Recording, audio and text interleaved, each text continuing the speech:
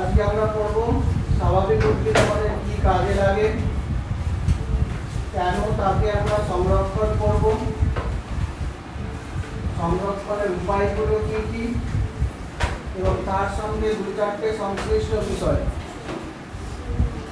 চ্যাপ্টারটা হলে এখানটা হয়ে গেলে আজকে আমাদের এই চ্যাপ্টারটা শেষ হবে। শেষ করবো আজকে একটু, তোমরা সবাই একটু মন দিয়ে শোনো, ওই খাতা পেনে রেডি থাকো, যে প্রশ্নগুলো তোমাদের দেবো এটা পড়ানোর সময় সেগুলোকে নোট করবে এবং পড়াশোনার দিকে মন দাও। আর ক্লাসে কথা বলাটা একদম বন্ধ করো, গুনগুন আওয়াজটাও যেন না হয়। কোনো প্রয়োজন নেই কথা বলার, নিজের কাজ দেখো।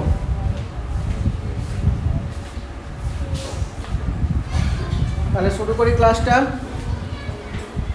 প্রথমে আমরা পড়ব স্বাভাবিক উদ্ভিদের প্রয়োজনীয়তা।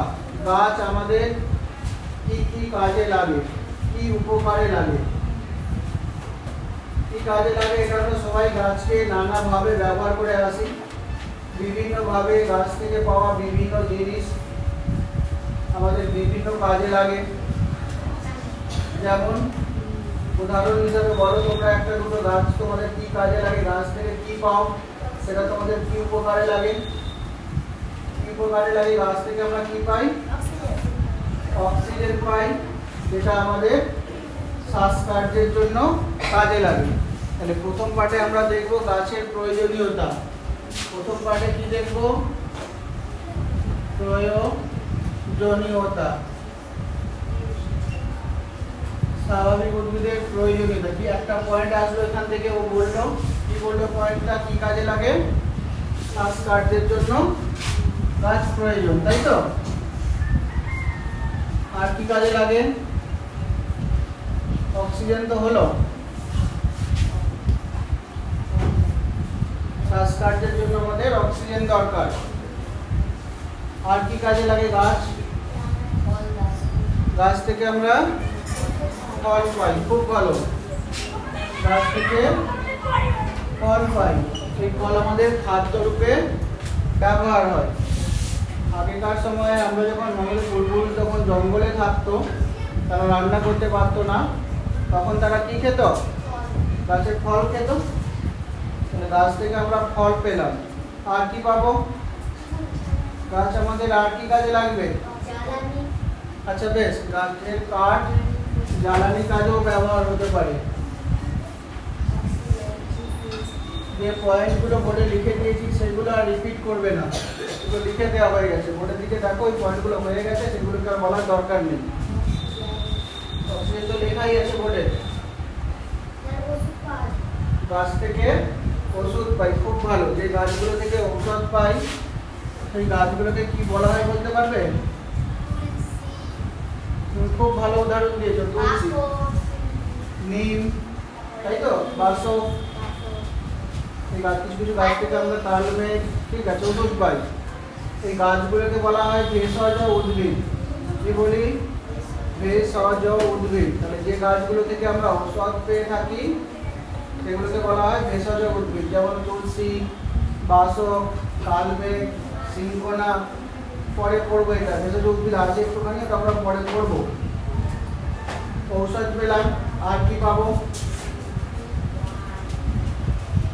বলো? গাছ থেকে আর কি পাবো? ফুল পাবো। বেশ, ফুল পেলাম। ফুল আমাদের কি কাজে লাগে?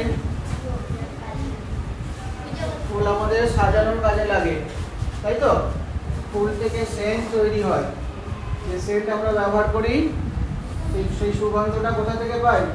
ফুলের রস থেকেই পেয়ে থাকি। তাহলে সেন্ট পাবো আমরা পরোক্ষভাবে গাছ থেকে। ফুল সাজানোর কাজে ব্যবহার করা হয়, ফুল উপহার হিসাবেও দেওয়া হয়, তাই তো? আর কি পাবো গাছ থেকে?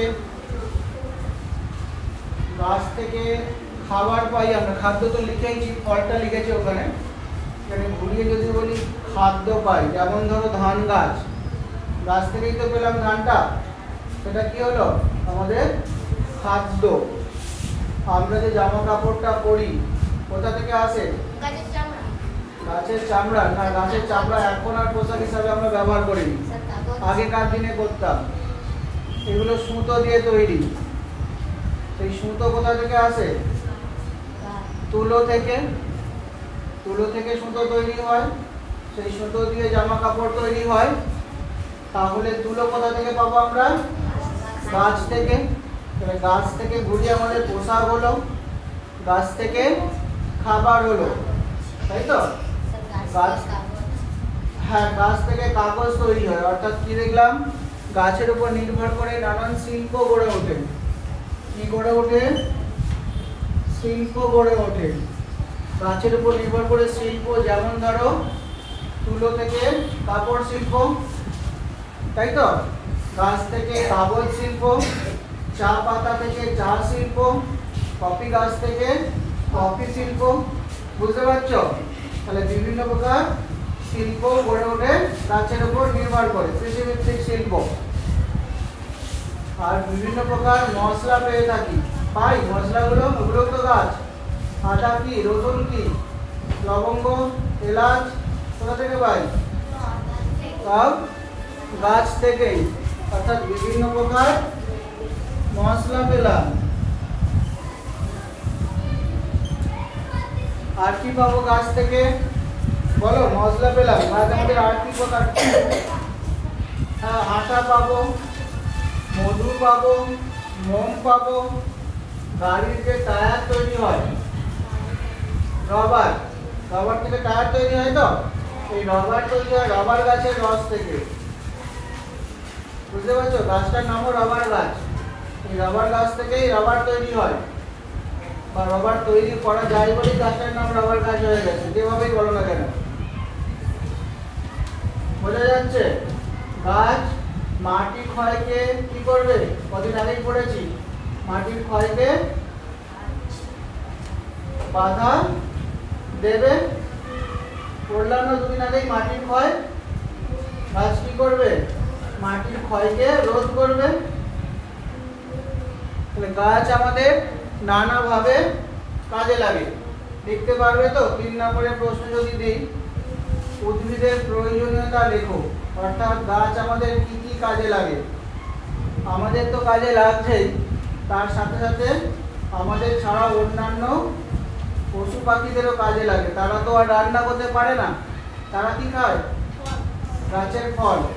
অর্থাৎ ফল যতটা আমাদের দরকার, ততটাই অন্যান্য পশু পাখিদেরও দরকার। আর গাছ হচ্ছে বনে যে সমস্ত জীবগুলো থাকে তাদের ঘর। যেমন ধরো বাঘ, যদি বন না থাকে, বাঘ কোথায় থাকবে? থাকতে পারবে কি? বন্য জীবজন্তুরা কোথায় থাকবে? ঘরে নিয়ে এসে রাখবে তাদেরকে? বাঘ, সিংহ, সাপ এদেরকে ঘরে নিয়ে এসে রাখবে? ওরা কোথায় থাকে? বনে। তাহলে বনভূমি কি হলো? বনজ জীবজন্তুদের ঘর। বন কি? বনজ জীবজন্তুদের ঘর। এটাও তাদের কাজে লাগে। আশা করি বুঝে গেছো, গাছ আমাদের বিভিন্ন রকম কাজে লেগে থাকে, তাই তো? গাছ থেকে কাঠ পাই আমরা, সেই কাঠ দিয়ে বিভিন্ন রকম ফার্নিচার তৈরি হয়। দরজা, জানালা, বিছানার জন্য খাট, ড্রেসিং টেবিল, আলমিরা। বোঝা যাচ্ছে? বেঞ্চ। গাছ আমাদের বিভিন্ন রকম ভাবে উপকার করে, গাছ আমাদের বিভিন্ন কাজে লাগে। এই পর্যন্ত বোঝা গেছে গাছ আমাদের কি কি কাজে লাগে? 4-5টা পয়েন্ট লিখতে পারবে তো? পরীক্ষায় যদি প্রশ্ন আসে গাছ আমাদের কি কি কাজে লাগে, বা গাছ আমাদের কেন দরকার। এই পর্যন্ত বোঝা গেছে তো? এবার আমরা দেখব বর্তমান সময়ে নানা কারণে গাছের পরিমাণ হ্রাস পাচ্ছে, বনের পরিমাণ বা গাছের পরিমাণ কমে যাচ্ছে, সেটাকে এবার দেখব। অর্থাৎ বনভূমি ধ্বংসের কারণ। বনভূমি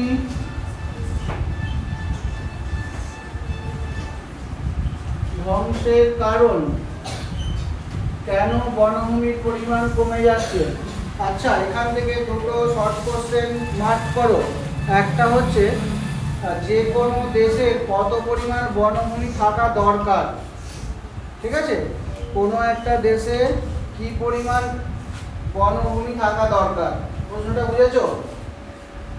কোনো একটি দেশে কি পরিমাণ বনভূমি থাকা দরকার? কত পার্সেন্ট থাকা দরকার? ভালো করে বোঝো, বনভূমি থাকা দরকার কতখানি? বনভূমি থাকা দরকার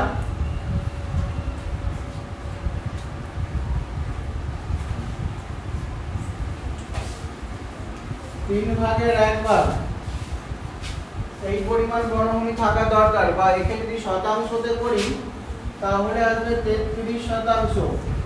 কোনো একটা দেশের যা আয়তন হবে তার 3/1 বা 33% বনভূমি থাকা দরকার। প্রশ্নটা বুঝেছো? কোনো একটি দেশে কি পরিমাণ বনভূমি থাকা দরকার, এটা দরকার। তাহলে আমাদের দেশের জন্য দরকার, কিন্তু আমাদের দেশে এই পরিমাণ বনভূমি নেই, আরো কম আছে। আমাদের দেশে 33% বনভূমি নেই। তাহলে কত আছে? প্রশ্নটা নোট করতে পারো। আমাদের দেশে বনভূমির পরিমাণ কত, কতখানি আছে? আমাদের দেশে বনভূমির পরিমাণ কত? বোঝা গেছে প্রশ্নটা? আমাদের দেশে কি পরিমাণ বনভূমি আছে? বোঝা গেল? আমাদের দেশে বনভূমির পরিমাণ কত, বা আমাদের দেশে কি পরিমাণ বনভূমি আছে? গত বছরের হিসাব পর্যন্ত আমাদের দেশে বনভূমির পরিমাণ হচ্ছে 24.56। ভারতের বনভূমির পরিমাণ হচ্ছে 24.56%। কি পরিমাণ থাকা দরকার? 33%। আছে কি পরিমাণ? 24.56%। দুটো আলাদা আলাদা প্রশ্ন, তার উত্তরটাও আলাদা। এটা কোন প্রশ্নটার উত্তর হবে? আমাদের দেশে কি পরিমাণ বনভূমি রয়েছে, বা ভারতের বনভূমির পরিমাণ কত? বুঝেছো? ভারতে বনভূমির পরিমাণ কত, বা আমাদের দেশে কি পরিমাণ বনভূমি আছে? বোঝা গেছে? তো কি পরিমাণ বনভূমি আছে আমাদের দেশে? 24.56% বনভূমি রয়েছে। আমাদের দেশে 24.56% বনভূমি রয়েছে। এবার আমরা দেখবো থাকা দরকার তো 33% আছে, 24.56%। তার মানে যতটা দরকার ততটা আছে কি নেই? যতটা দরকার ততটা আছে নাকি কম আছে? যতটা দরকার ততটা কি আছে? ততটা নেই। কেন নেই? কারণগুলো কি কি? বনভূমির পরিমাণ কেন হ্রাস পাচ্ছে, বা বনভূমি ধ্বংসের কারণগুলো কি কি? কি কারণ হতে পারে একটুখানি বলো তো ভেবে ভেবে। বনের পরিমাণ কেন কম পাবে? কেন কম পাবে একটুখানি বলো না, কেউ গেস করে। একটাই তো প্রধান কারণ, গাছ কাটা। গাছ যদি কেটে নিই তাহলে বনভূমির পরিমাণ কমে যাবে। এটা বোঝা গেছে না বোঝা যায়নি? গাছের পরিমাণ কমবে কেন? কারণ আমরা গাছ কেটে নিচ্ছি। কেন কেটে নিচ্ছি? কারণ যে জায়গাটাতে গাছ আছে সেই জায়গাটাকে আমরা অন্যান্য নানা কাজে ব্যবহার করতে চাই। কেন? যেখানে গাছ আছে সেই জায়গাটা থেকে আমরা কেন গাছকে কেটে নিতে যাচ্ছি? কারণ সেই জায়গাটাকে আমরা আরো অন্যান্য কাজে ব্যবহার করতে যাচ্ছি। আমাদের মনে হয়েছে ওইখানে গাছের দরকার নেই, ওই জায়গাটাতে অন্য কিছু করা যেতে পারে। যেমন বলো কি কি করা যেতে পারে? যেখান থেকে গাছ কেটে ফেললাম সেই জায়গাতে আমরা কি কি করতে পারবো? বলো কি কি করতে পারবো? একদম সহজ সহজ প্রশ্ন এগুলো। কি করতে পারবো? ওখানে ঘর তৈরি করা হতে পারে। ঘর বানাবার জন্য আমরা গাছ কেটে ফেলতে পারি। অনেক সময় এগুলো আমাদের পাড়াতেই ঘটে, তাই তো? একটা জায়গা আছে, 2-4টে গাছ আছে, তাকে কেটে পরিষ্কার করে দিয়ে ঘর বানিয়ে ফেললাম। তাহলে গাছের পরিমাণ কমলো কি বাড়লো? কমলো। ঘর বানাবার জন্য আমরা কেটে থাকি। আর কি কারণ হতে পারে বলো? অনেক সময় রাস্তা তৈরি করার জন্য রাস্তার পাশের গাছগুলোকে কেটে নিতে হয়। হয় কি হয় না? যেমন ধরো এই যে আমাদের রাস্তাটা চওড়া হলো, ওর পাশে যে বড় বড় মোটা মোটা গাছ ছিল সেগুলো কি হলো? সব কেটে দেওয়া হয়েছে। তাহলে রাস্তা তৈরি করার জন্য গাছ কাটা হতে পারে। ঘর বাড়ি তৈরি করার জন্য গাছ কাটা হতে পারে। আর কিসের জন্য কেটে থাকি? ওই জমিটাতে অনেক সময় চাষ করার জন্য আমরা কেটে থাকি, অর্থাৎ কৃষিকাজ করার জন্য কেটে থাকি। তাহলে বনভূমি ধ্বংসের কারণ হিসাবে কি কি লিখতে পারি? একটা হচ্ছে তোমার বাড়ি নির্মাণ, তাই তো? আর কি কারণে কেটে থাকতে পারি বনভূমি? আর কি কারণে ধ্বংস হতে পারে? কৃষিকাজের জন্য। আর কি কারণে ধ্বংস হতে পারে বনভূমি? রাস্তা নির্মাণ।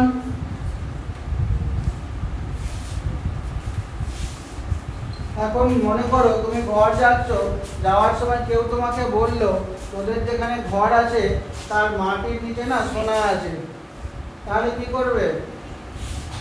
আর কথা যদি সত্যি হয় তাহলে কি করবে? ধরো সে সত্যি সত্যি জানে, তোমার দাদুর বাবার আমল থেকে সেখানে কেউ সোনা লুকিয়ে রেখেছিল, সেটা তুমি আজকে জেনেছো, কি করবে গো? কি ভাঙবে? ঘর ভাঙবে না মাটি খুঁড়বে? ও ঘর ভেঙে ফেলবে আগে, মাটি খুঁড়বে না। মাটিটা খুঁড়বে তো? তাহলে ধরো সেখানে ঘর নেই, সেখানে গাছ আছে, বলে তো জমি যেখানে আছে সেই জমিটার নিচে আছে আর জমির উপরে গাছ আছে, তাহলে কি করবে? তাহলে গাছগুলোকে কাটবে তো, হ্যাঁ? তার মানে মাটির নিচে থেকে যদি কোনো দরকারি বস্তু আমাদের থেকে থাকে সেগুলোকে যদি আমাদের তুলে আনতে হয় তাহলে গাছ কাটতে হবে কি হবে না? হবে তো। মাটির নিচে থেকে কি কি পাই বলো? কি আছে? কয়লা আছে মাটির নিচে, তাই তো? তাহলে মাটির নিচে থেকে যদি কয়লা বার করতে হয় মাটির উপরে থাকা গাছ কাটতে হবে কি হবে না? লোহা পাই মাটির নিচে থেকে, যে লোহা থেকে বিভিন্ন লোহার জিনিসপত্র তৈরি হয়। তাহলে লোহাকে কাজে লাগানোর জন্য যে জায়গাটাতে লোহা আছে তার উপরে যদি গাছপালা থাকে তাহলে সেগুলোকে কাটতে হবে কি হবে না? তা কি না কাটতে হবে কি হবে না? কাটতে হবে। অর্থাৎ মাটির নিচে থেকে যদি কোনো বস্তুকে আমরা তুলে আনতে চাই তাহলে মাটির উপরে থাকা গাছগুলোকেও কাটতে হয়। বুঝতে পারছো? এটা হচ্ছে তোমার খনিজ উত্তোলন। খনিজ উত্তোলন, খনিজ অর্থাৎ মাটির নিচের বস্তু, সেগুলোকে উত্তোলন অর্থাৎ তুলে আনা। মাটির নিচের বস্তুগুলোকে তুলে আনতে চাইলেও আমাদের গাছ কাটতে হবে। কোথাও মনে হচ্ছে জায়গাটা শহর তৈরি করব, বুঝতে পারলে? ধরো তোমাদের যে মাঠটা রয়েছে ওই মাঠে একটা নতুন করে শহর করব বা ওখানে কারখানা করব, তাহলে কি হবে? যে গাছগুলো আছে সেগুলোকে কি করব বলো? কি করব গো? ওই গাছগুলোকে কেটে দিতে হবে। বোঝা গেল? তুমি ধরো না ঠিক করেছো যে তুমি একটা বড় সিমেন্টের কারখানা করবে, তাহলে তোমাদের জমির উপরে যে গাছগুলো আছে সেগুলোকে কি করবে? কেটে দিতে হবে। তাহলে কারখানা তৈরি করার জন্য গাছ কাটা হয়।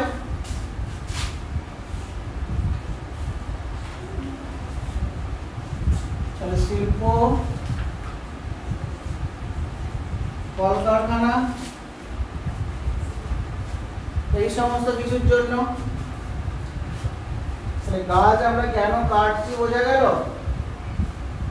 গাছ যদি না কাটি তাহলে পারে বেঞ্চ তৈরি হবে কি করে?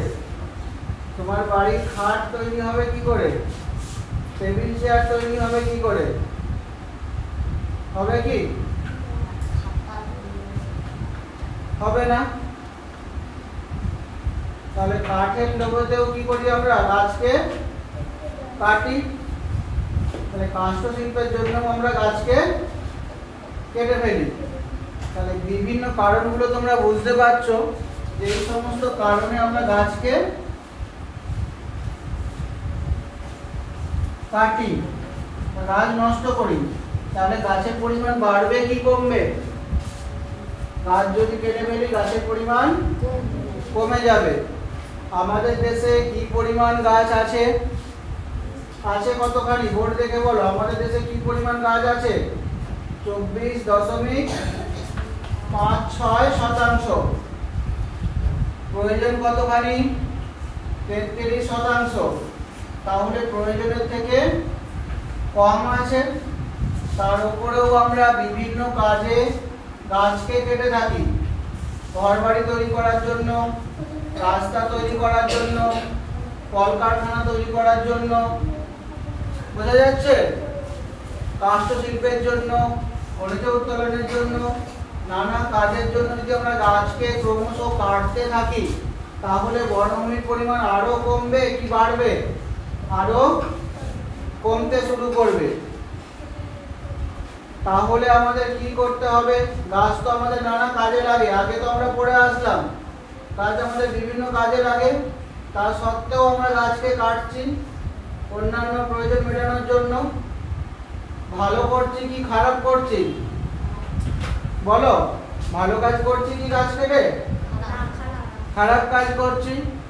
তাহলে আমাদের কি করা উচিত? গাছের পরিমাণ কি করতে হবে? গাছের পরিমাণ বাড়াতে হবে। গাছের পরিমাণ কিভাবে বাড়াবো?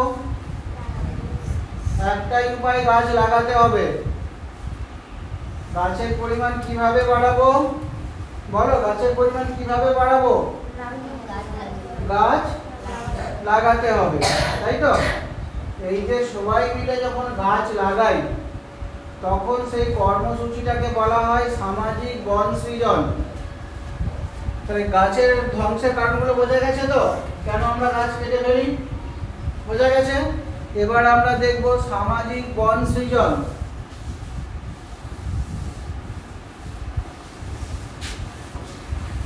তাহলে বনভূমির পরিমাণ কি করতে হবে? আমাদেরকে বৃদ্ধি করতে হবে।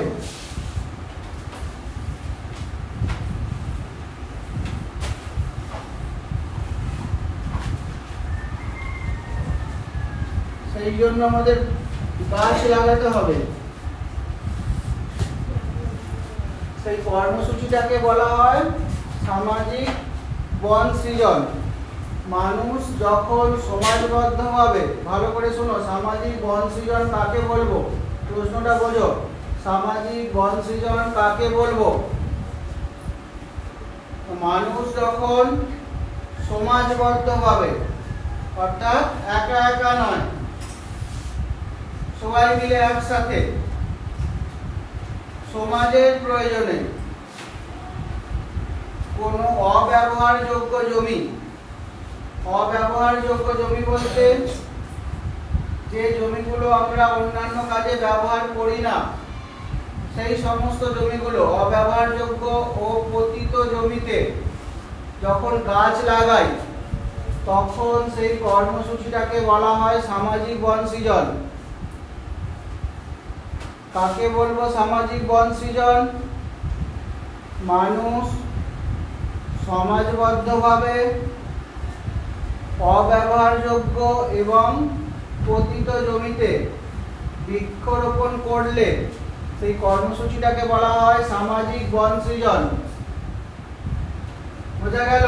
মানুষ করবে সমাজবদ্ধভাবে, কোনো অব্যবহারযোগ্য জমিতে গাছ লাগাবে, সেটাই হচ্ছে সামাজিক বন সৃজন। মানুষ যখন সমাজবদ্ধভাবে কোনো অব্যবহারযোগ্য জমিতে বৃক্ষরোপণ করে তখন সেই কর্মসূচিতে বলা হয় সামাজিক বন সৃজন। বোঝা গেছে? এই সামাজিক বন সৃজনের কিছু সুবিধা আছে। কি কি সুবিধা পাই?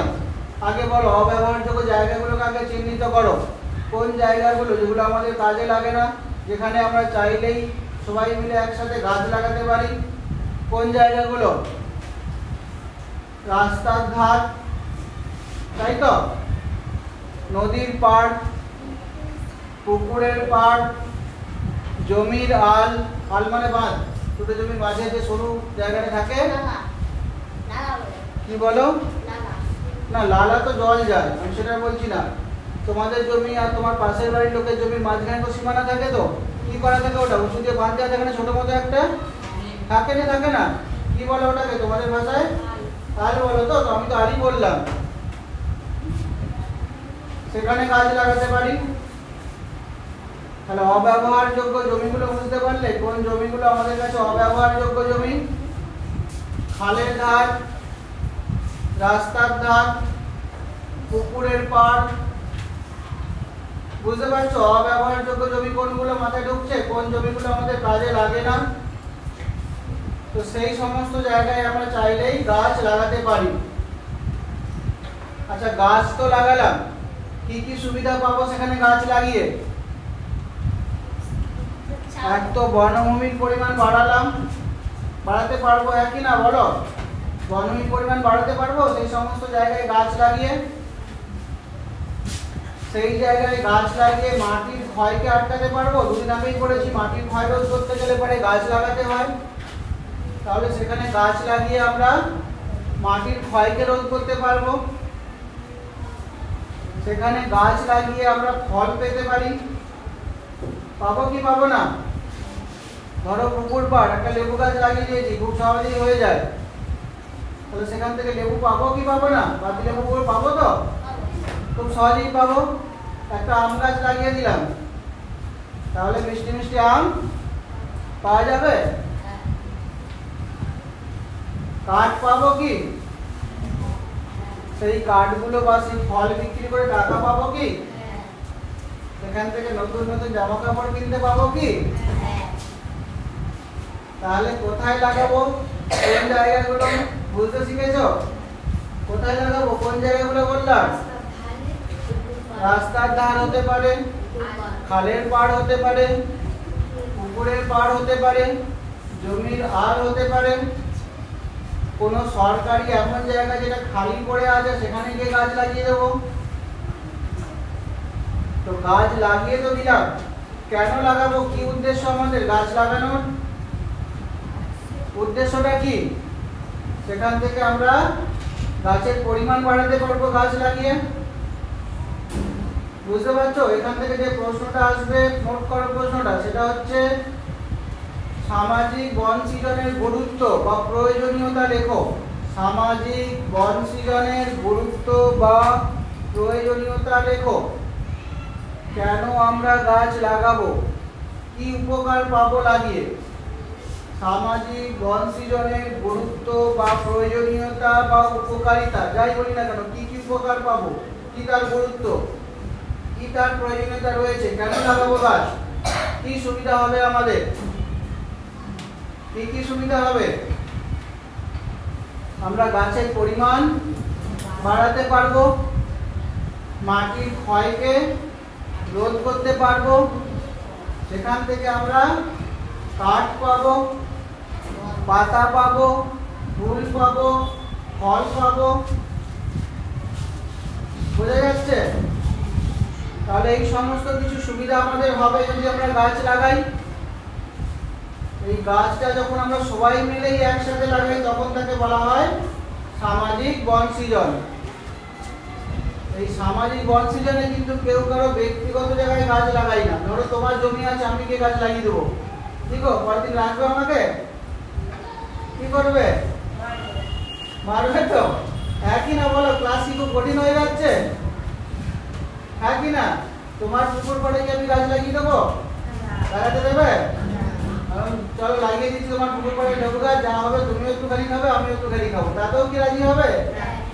তাতেও রাজি হবে না, তাতেও কেউ দেবে না। তাহলে সেই গাছটা কোথায় লাগাতে পারি? রাস্তার ধারে। তখন তুমি এসে বলবে এখানে গাছ লাগাস না, বলতে পারবে কি? তাহলে রাস্তার ধারে লাগিয়ে দিতে পারি, নদীর ধারে। বুঝতে পারলে? এখন ধরো তোমার পুকুরের পাড় নেই, পাড়টাই সরকারি জায়গায়, তাহলে কি সেই পাড়ে লাগাতে পারবো? যদি পুকুর পাড়টা তোমার না হয়ে থাকে তাহলে কি সেখানে লাগানো যাবে? সবাই মিলে লাগালে একসাথে লাগানো যাবে, একা একা লাগাতে গেলে ঝগড়া হবে।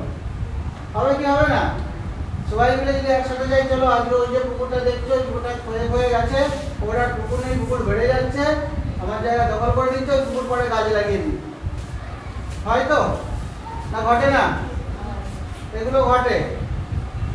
সবাই মিলে একসাথে গাছ লাগাতে হবে, তখন তাকে বলবো সামাজিক বন সৃজন। আর ওই যে গাছগুলো লাগালাম ওখান থেকে কিন্তু আমি একা গিয়ে চলে গেলাম, পেড়ে নিয়ে চলে এলাম, বা আমি লাগিয়েছি গাছটা আমি কাটবো, এটা কিন্তু হয় না। ধরো সরকারি জায়গাতেই যে গাছগুলো ছিল, বড় বড় গাছ ছিল না তোমাদের পাশে রাস্তার ধারে, রাস্তা চওড়া হওয়ার সময় যেগুলো কাটা হয়েছে, সেই গাছ কি তুমি গিয়ে কেটে আনতে পারতে? কেন কি হতো? পুলিশ এসে যেত, রাত্রিবেলা পুলিশ এসে যেত, তারপর তুলে নিয়ে চলে যেত, থানায় হাজিরা দিতে হতো। তাহলে কাটবে কে? কাটা তো হয়েছে, কে কাটলো? সরকারি ভাবেই কাটা হয়েছে, অর্থাৎ সবাই মিলে। সরকার তো আমরা সবাই মিলেই সরকার।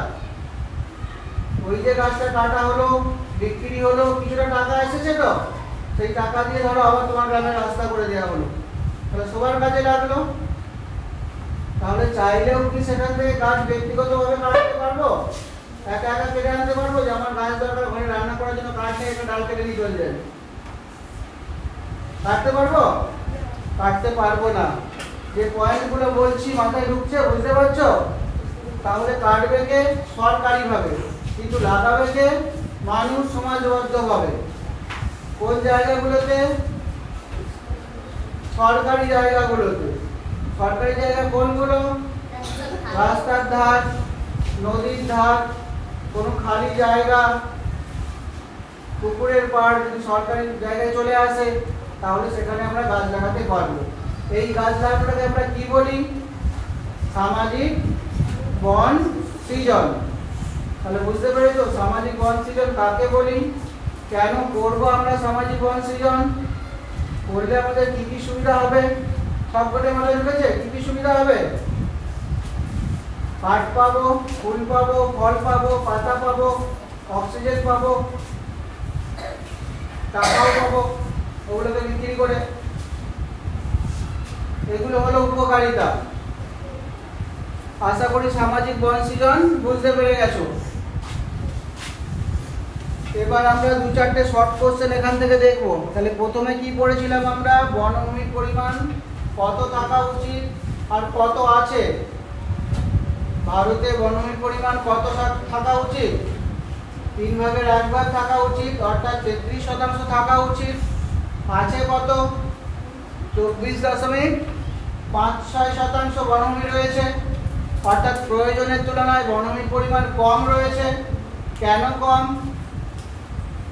কারণগুলো কি কি? কারণ বিভিন্ন কাজে আমরা বনভূমিকে কেটে নষ্ট করছি। বিভিন্ন কারণটা কি কি ছিল? কৃষি কাজ করার জন্য হতে পারে, রাস্তা তৈরি করার জন্য হতে পারে, খনিজ উত্তোলনের জন্য হতে পারে, কলকারখানা তৈরি করার জন্য হতে পারে। বনভূমি কেটে ফেলছি, কিন্তু বনভূমিকে আমাদের বাড়াতে হবে। কিভাবে বাড়াবো? গাছ লাগাতে হবে সামাজিক বন সৃজনের মাধ্যমে। কোথায় লাগাবো গাছগুলো? অব্যবহারযোগ্য যে জমিগুলো রয়েছে সেই সমস্ত জায়গায় আমরা গাছ লাগাবো। সেই গাছ লাগালে আমরা কি সুবিধা পাবো? ফুল পাবো, ফল পাবো, কাঠ পাবো, তাকে বিক্রি করে টাকা পাবো, নানান সুবিধা হবে। বোঝা গেছে এই পর্যন্ত? এবার দু চারটে একটু অন্য টাইপের প্রশ্ন দেখো। এই যে বনভূমি রয়েছে আমাদের দেশের 24.56%, এই বনভূমিকে রক্ষা করার জন্য ভারত সরকার কিছু কিছু আইন করেছে, যাকে আমরা বলি ভারতের বন আইন বা বন নীতি। ভারতের বন নীতি কবে আসে? প্রশ্নটা বোঝো। ভারতের বন নীতি কবে পাস হয়? প্রথমবার এসেছিল 1952, তারপরে এসছে 1988 বা জাতীয় বন নীতি। জাতীয় বন নীতি কবে চালু হয়?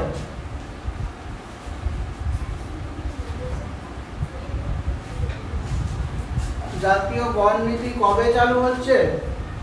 সূত্রটা কবে বললাম? প্রথমবার এসেছিল 1952, প্রথমে 1952, আর দ্বিতীয় সংস্করণ এসেছিল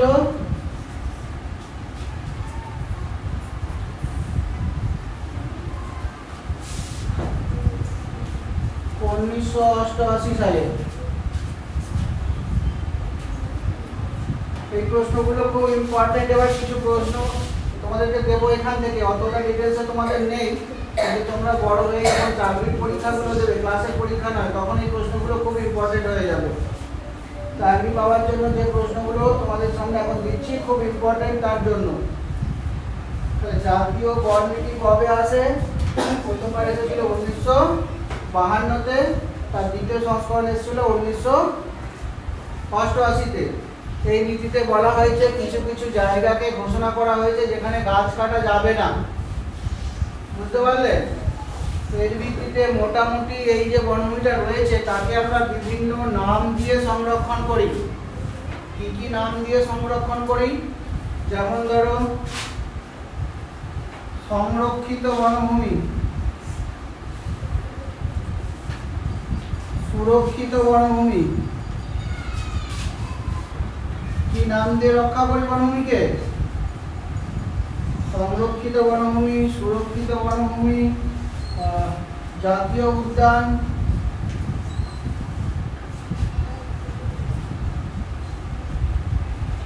এই সমস্ত নাম দিয়ে আমরা বনভূমিকে সংরক্ষণ করার চেষ্টা করি। অর্থাৎ যেটা আছে সেখান থেকে বনভূমিকে কেটে আবার নষ্ট করা না হয়। এই পার্টগুলো বোঝো। প্রথমে দেখো সংরক্ষিত বনভূমি কাকে বলবো, এইগুলো ভালো করে শুনে একটু মন দিয়ে। এইগুলো হচ্ছে যে বনভূমিটা রয়েছে তাকে আমরা কিভাবে ব্যবহার করব বা ব্যবহার করতে পারবো না তার উপর নির্ভর করে।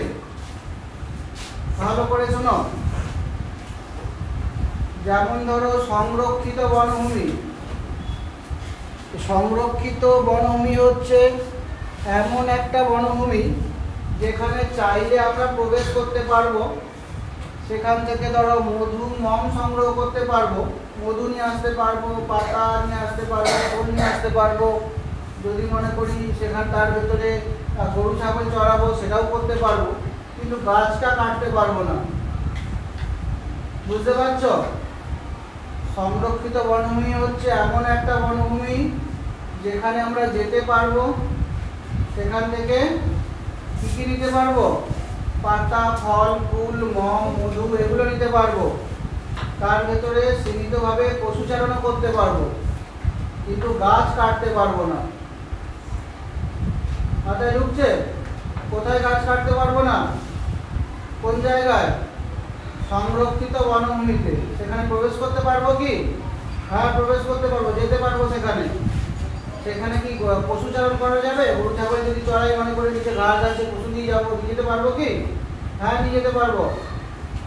সেখানে গাছে যদি মৌমাছির চাক বাসা বাঁধে, সেখানে যে মৌটা হবে সেটা কি নিয়ে আসতে পারবো? হ্যাঁ, নিয়ে আসতে পারবো। তাহলে পারবো নাটা কি? সেখানে সেখানে কোন কাজটা করতে পারবো না? গাছটা কাটতে পারবো না। কোন বনভূমির কথা বলছি আমরা? সংরক্ষিত বনভূমি। ভালো করে বোঝো। সংরক্ষিত বনভূমি, তার ভেতরে যেতে পারবো? উত্তর কি হবে? হ্যাঁ, যেতে পারবো। সেখান থেকে মম, মধু, ফুল, ফল সংগ্রহ করতে পারবো? হ্যাঁ, সংগ্রহ করতে পারবো। পশুচারণ করতে পারবো? পশুচারণ করতে পারবো। গাছ কাটতে পারবো না? গাছ কাটা যাবে না, বুঝতে পারলে? তারপরেরটা দেখো, সংরক্ষিত বনভূমি। এখানে কিছুই করতে পারবো না, না সেখানে ঢুকতে পারবো, না সেখান থেকে পাতা, ফল, ফুল তুলতে পারবো, না সেখানে পশু নিয়ে ঢুকতে পারবো, কোনোভাবেই সেখানে যেতে পারবো না, যেতেই দেওয়া হবে না আমাদেরকে, বুঝতে পারলে? গাছ কাটা তো দূরের কথা, অন্যান্য কাজগুলোও করতে দেবে না। তাহলে সংরক্ষিত বনভূমিতে অন্তত আমরা ভেতরে যেতে পারছিলাম, গাছ কাটতে না পারলেও অন্যান্য কাজগুলো করতে পারছিলাম। কিন্তু সুরক্ষিত বনভূমিতে কি করব? কিছুই করতে পারবো না। মাথায় ঢুকছে? তাহলে সংরক্ষিত আর সুরক্ষিতর মধ্যে পার্থক্য কি? সংরক্ষিত বনভূমি আর সুরক্ষিত বনভূমি, এই দুয়ের মধ্যে পার্থক্য কোন জায়গায়? বলো কি পার্থক্য? সুরক্ষিত বনভূমিতে আমরা প্রবেশ করতে পারবো না। আমরা যদি প্রবেশ করতে নাই পারি, তাহলে সেখানে যে গাছের পালটা আছে সেটা কে আনবে গো?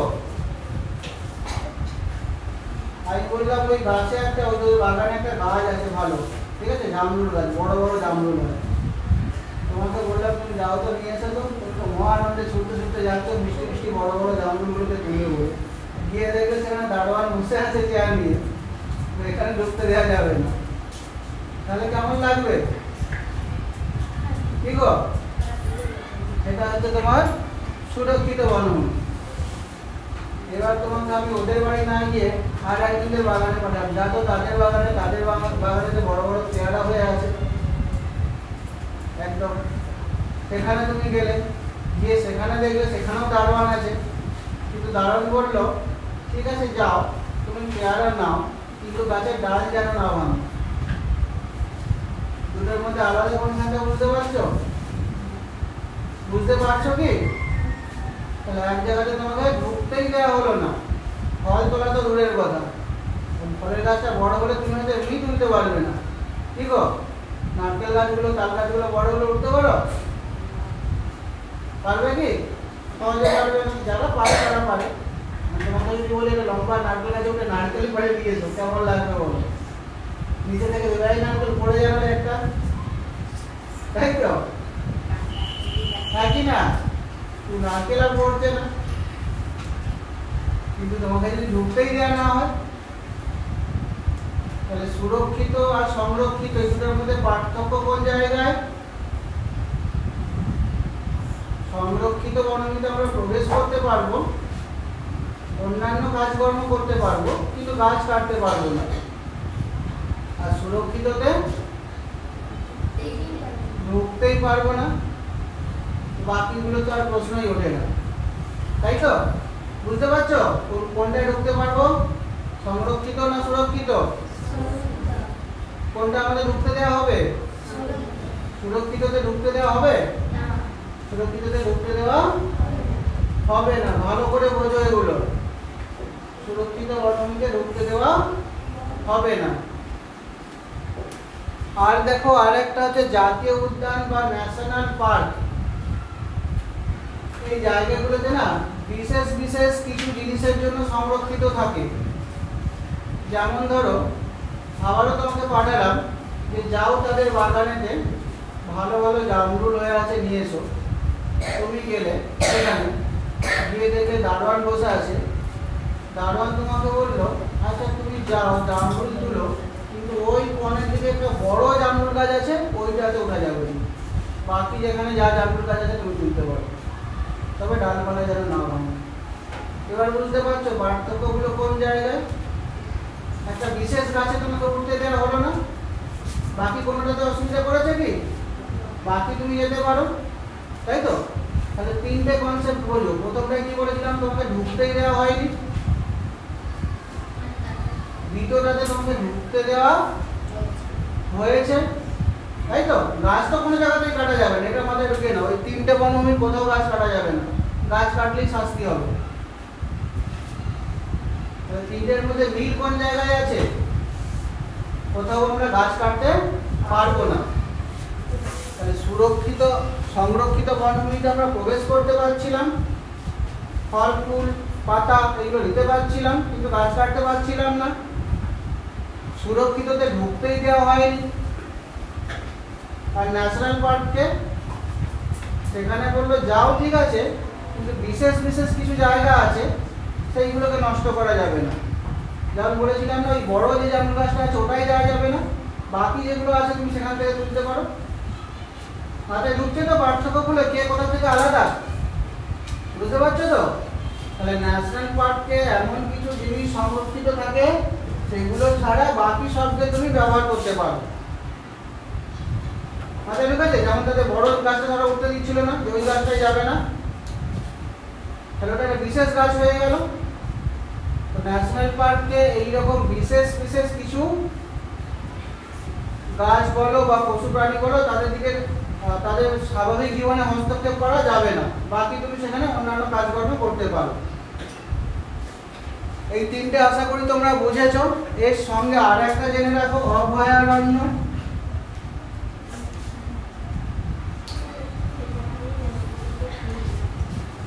অভয়ারণ্য হচ্ছে তোমার জাতীয় উদ্যানও বলতে পারো, সুরক্ষিত বনভূমি বলতে পারো, বা সংরক্ষিত হতে পারে।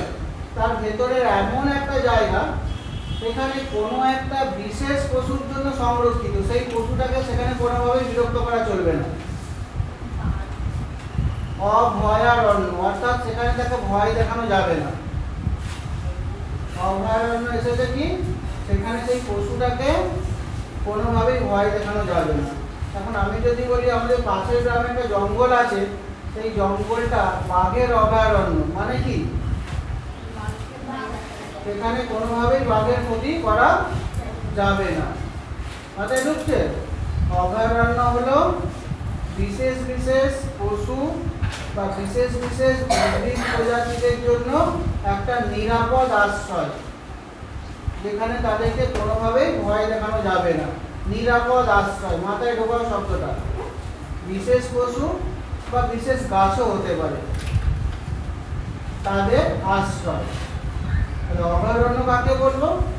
অভয়ারণ্য হলো বনভূমির সেই অংশটা যেটা বিশেষ প্রকারের জীবজন্তুদের জন্য নিরাপদ আশ্রয় দেয়। বোঝা গেছে?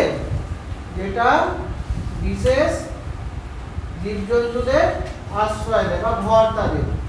যেমন আমাদের সুন্দরবন, বাঘের অভয়ারণ্য রয়েছে, রয়্যাল বেঙ্গল টাইগারের অভয়ারণ্য রয়েছে। সেখানে কোনোভাবেই তুমি বাঘের কোনো প্রকার ক্ষতি করতে পারবে না। এমনকি বাঘ যে এলাকাগুলোতে ঘুরে, সেই এলাকাগুলোতেও তোমার অনেক সময় নিয়ে যেতে চায় না, কারণ তোমার উপস্থিতিটাই তার জন্য ক্ষতি করে। তুমি সেখানে ঘুরতে গেলে পরে বাঘ ভাবে আমার ঘরে বাইরের লোক চলে এসছে। বুঝতে পারছো? তোমার ঘরে যদি বাঘ চলে আসে, তুমি কি ভাববে?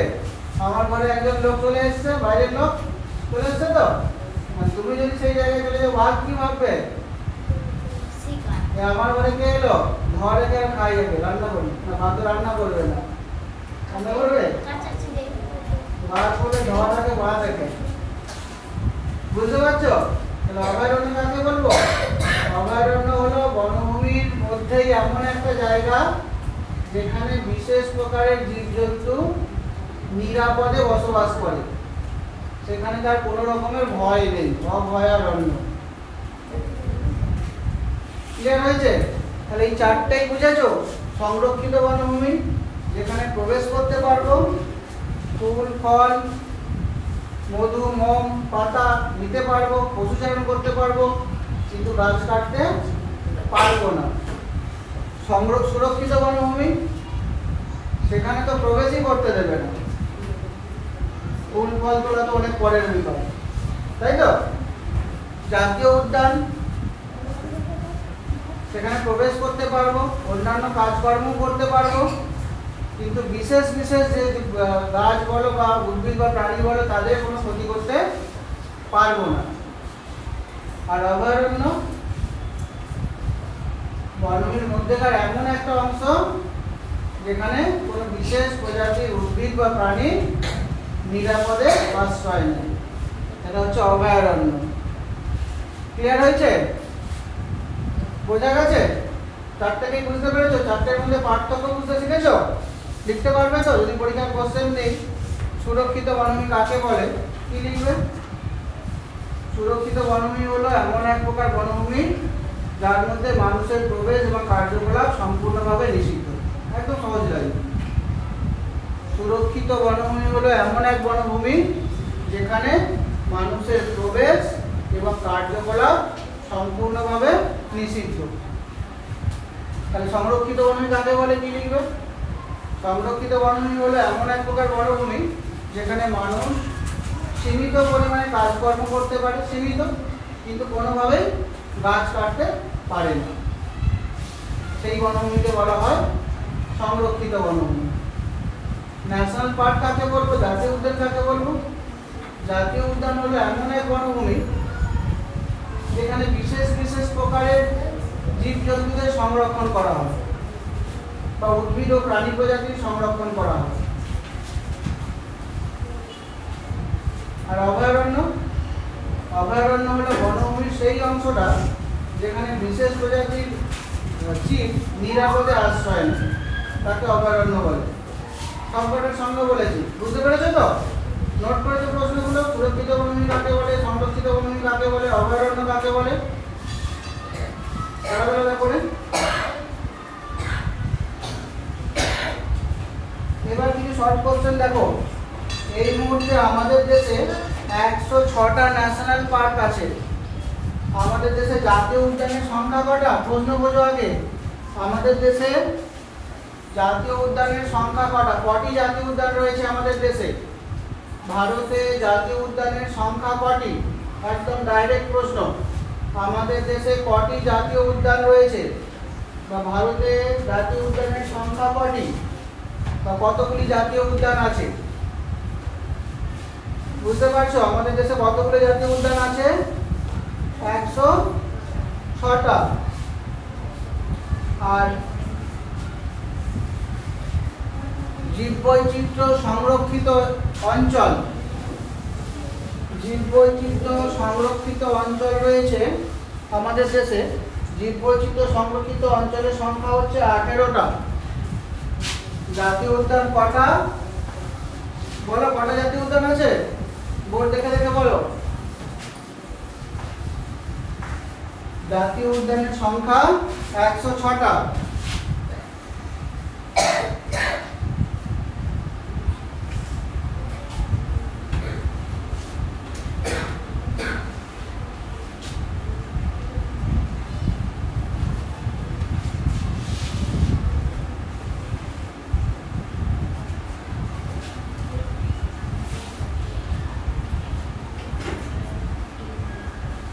আমাদের দেশে জাতীয় উদ্যান কটা আছে? 106টা। জীববৈচিত্র্য সংরক্ষিত অঞ্চল কটা রয়েছে? 18টা।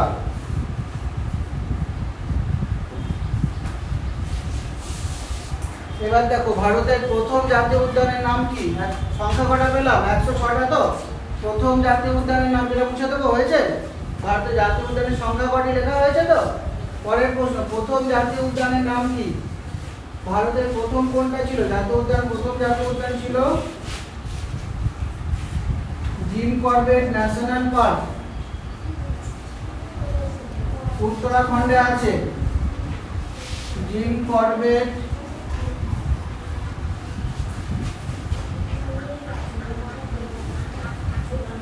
National park.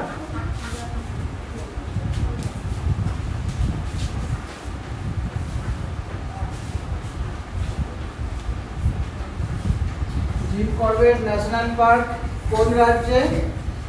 উত্তরাখণ্ডে রয়েছে। বোঝা যাচ্ছে তো? বোর্ড পড়া যাচ্ছে তো? জিম করবেট ন্যাশনাল পার্ক কোন রাজ্যে? উত্তরাখণ্ডে। ভারতের প্রথম ন্যাশনাল পার্ক। আর ভারতের তাহলে একই রকম ভাবে প্রথম জীববৈচিত্র্য সংরক্ষিত অঞ্চল তার নাম কি হবে? যদি বলি ভারতের প্রথম জীববৈচিত্র্য সংরক্ষিত অঞ্চল তার নাম কি হবে? এটা হচ্ছে Nilgiri biosphere reserve. Nilgiri biosphere reserve.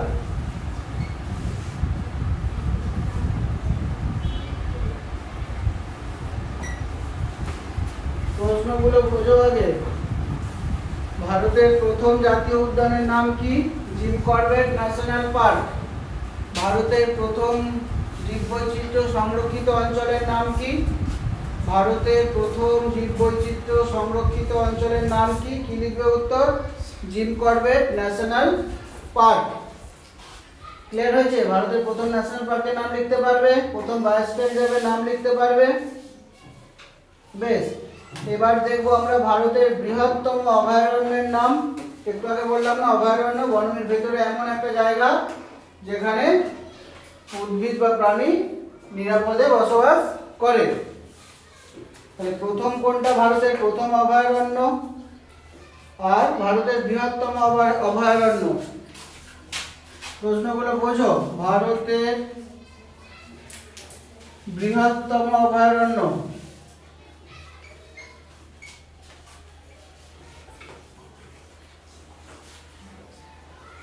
ভারতের বৃহত্তম অভয়ারণ্য হচ্ছে কাজিরাঙ্গা ন্যাশনাল পার্ক, আসামে আছে। কাজিরাঙ্গা ন্যাশনাল পার্ক কোথায় আছে এটা? কাজিরাঙ্গা ন্যাশনাল পার্ক কোন রাজ্যে আছে? বোর্ড দেখে দেখে পড়ো। কোন রাজ্যে আছে Kaziranga national park? Kaziranga national park রয়েছে আসামে।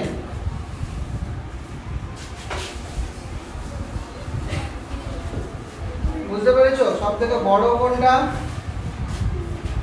কাজিরাঙ্গা ন্যাশনাল পার্ক বা জাতীয় উদ্যান আসামে। আর ভারতের প্রথম অভয়ারণ্য হচ্ছে হেইলি ন্যাশনাল পার্ক। এটা হয়ে গেছে লেখা, নিচেরটা হয়েছে তো। ভারতের প্রথম অভয়ারণ্য হেইলি ন্যাশনাল পার্ক।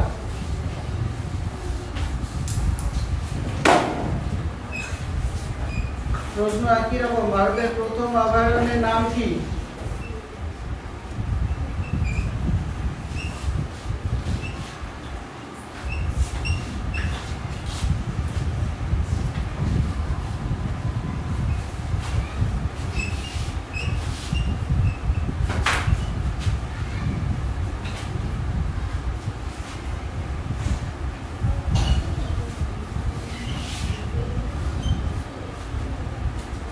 ভারতের প্রথম অভয়ারণ্যের নাম কি পেলাম?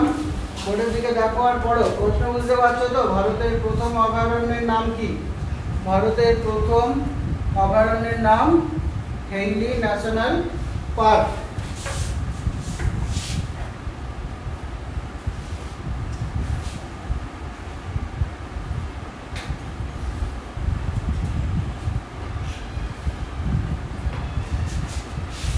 আর সমুদ্রতেও একটা ন্যাশনাল পার্ক তৈরি করা হয়েছে সামুদ্রিক জীবের জন্য।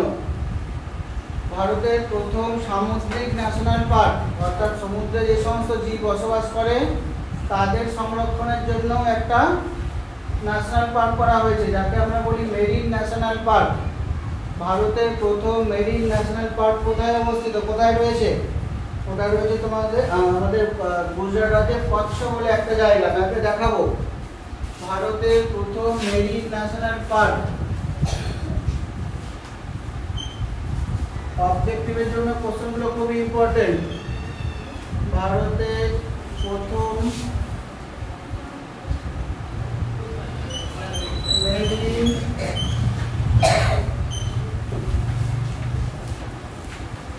ন্যাশনাল পার্ক, এটা হচ্ছে তোমার কচ্ছতে। কচ্ছ কোথায় আছে, কোন রাজ্যে আছে? গুজরাট রাজ্যে।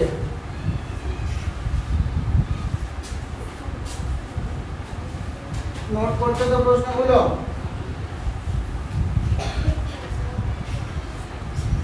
আর দুটো তিনটে কোশ্চেন এখান থেকে দেখবো আমরা। ভারতে কতগুলো রাজ্য আছে গুনেছিলে তো? কোন রাজ্য কোথায় প্র্যাকটিস করেছিলাম না? কোন রাজ্যটা কোথায় আছে? কটা রাজ্য আছে গো? 28টা, তাই তো? এই 28টার মধ্যে কোন রাজ্যে বন সব থেকে বেশি আছে? বলো, কে বলবে? এই 28টা রাজ্যের মধ্যে কোন রাজ্যে বন রয়েছে? সুন্দরবন রাজ্যের নাম নয় একটা। সুন্দরবন কি রাজ্য? ঠিক, যে রাজ্যগুলো পড়েছিল সেখানে সুন্দরবন ছিল? সেখানে সুন্দরবন ছিল না। তাহলে রাজ্যের নামই বলতে হবে। তাহলে এবার প্রশ্ন হবে এখান থেকে, কোন রাজ্যে বনভূমির পরিমাণ সব থেকে বেশি? প্রশ্ন বোঝো, কোন রাজ্যে বনভূমির পরিমাণ সব থেকে বেশি? হ্যাঁ বলো, কি বলছো? বলো কি বলছো, জোরসে বলো না একটুখানি।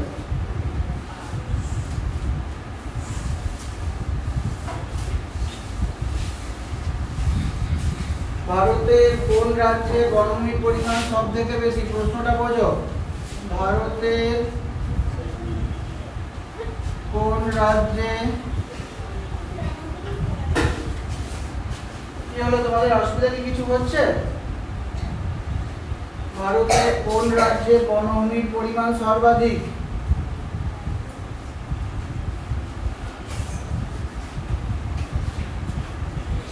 কোন রাজ্যে আছে সব থেকে বেশি বনভূমি?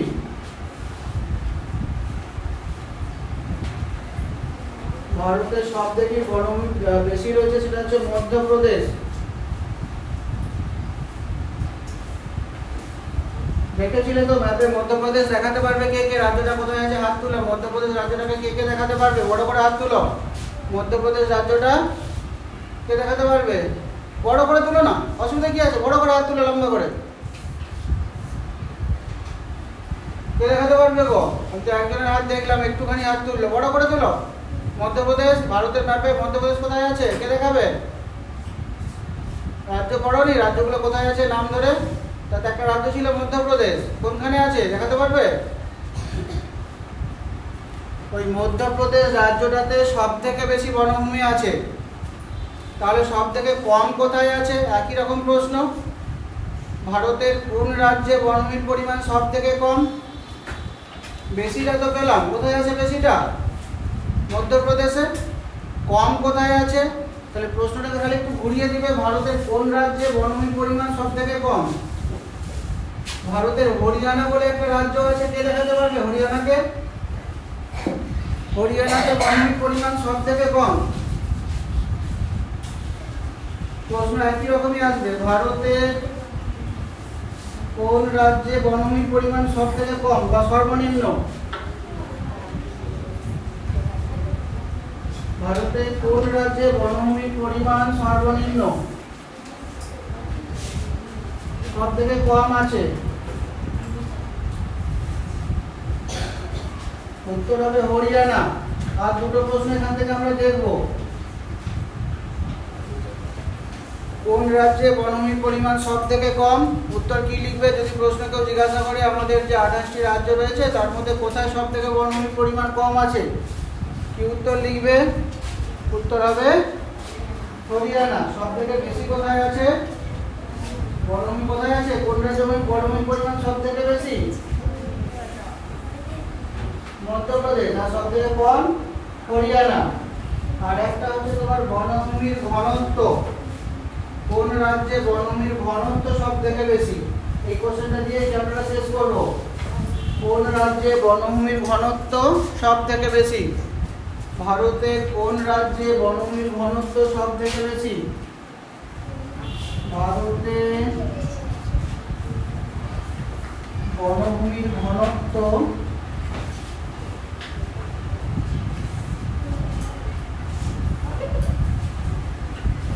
সর্বাধিক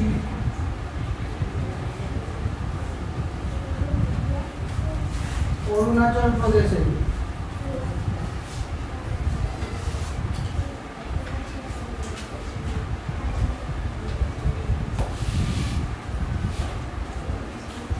খুব ইম্পর্টেন্ট কোশ্চেন, পরে যেগুলো দিলাম এগুলো তোমাদের যখন বড় হয়ে চাকরির পরীক্ষা দেবে তার জন্য কোশ্চেনগুলো খুব ইম্পর্টেন্ট হয়েছে। ক্লাসটা শেষ করলাম এখানে। কারো কিছু জিজ্ঞাসা করার থাকলে আমাকে জিজ্ঞাসা করতে পারো।